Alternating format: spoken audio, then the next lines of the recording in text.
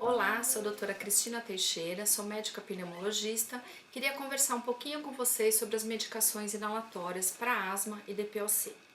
Essas medicações inalatórias é que popularmente as pessoas chamam de bombinhas, né? E muita gente tem medo delas, como se elas fossem algo que fizesse mal, que atacasse o coração. Isso tudo são informações erradas, né? Essas medicações, então, a gente vai usar tanto para asma como para DPOC, na maioria das vezes. DPOC é a doença pulmonar obstrutiva crônica, que engloba tanto o enfisema pulmonar como a bronquite crônica, e ambas são relacionadas, na maioria das vezes, ao tabaco. Por que nós, pneumologistas, gostamos tanto dessas medicações inalatórias? Porque elas são seguras e com elas a gente consegue usar uma dose bem baixa de remédio e eu tenho efeito unicamente no pulmão. Não é uma medicação que eu tenho que usar numa dose alta, que ela vai ter que ser tomada por boca, ser absorvida, chegar na corrente sanguínea para depois abrir o brônquio. Então, eu tenho um início de ação rápido. Eu consigo fazer uso delas também de uma forma rápida, às vezes em 1 minuto no máximo, alguns segundos, e ela vai ter efeito só ali. Eu tenho um mínimo de efeitos colaterais, tá? Elas podem ser usadas tanto em forma de inalação, que é a nebulização, aquele aparelhinho de inalação que a gente pode usar em casa ou no hospital, e elas podem também ser tanto em pó como em spray.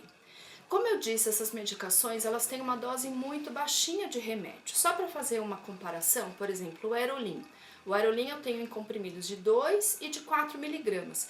No entanto, o spray de Aerolin ele tem 100 microgramas, quer dizer, é uma dose muito menor. Então eu vou ter uma medicação mais segura e que vai fazer efeito só no pulmão. Só que por conta dela ter realmente uma dose baixinha, se eu não fizer o uso dessa medicação de uma forma absolutamente correta, esse remédio não vai fazer efeito. É como, por exemplo, se eu tomasse um comprimido, fosse tomar um comprimido, colocasse na boca e cuspir. Esse remédio não, ele tem que entrar no pulmão e ele tem que ficar lá, porque senão não funciona.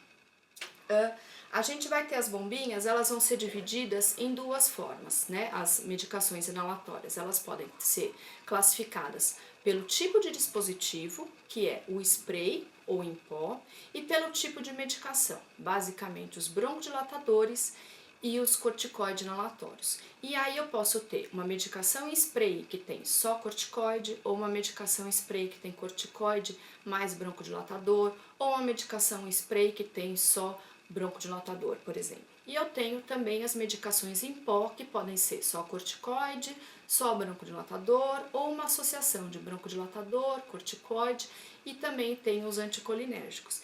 Então, é importante a gente saber que existe um jeito certo de usar a medicação em spray e existe um jeito certo de usar a medicação em pó. E se isso não foi feito direitinho, o remédio não vai funcionar. E muitas vezes a gente recebe no consultório o paciente que diz: eu já usei a bombinha várias vezes e o remédio não funciona.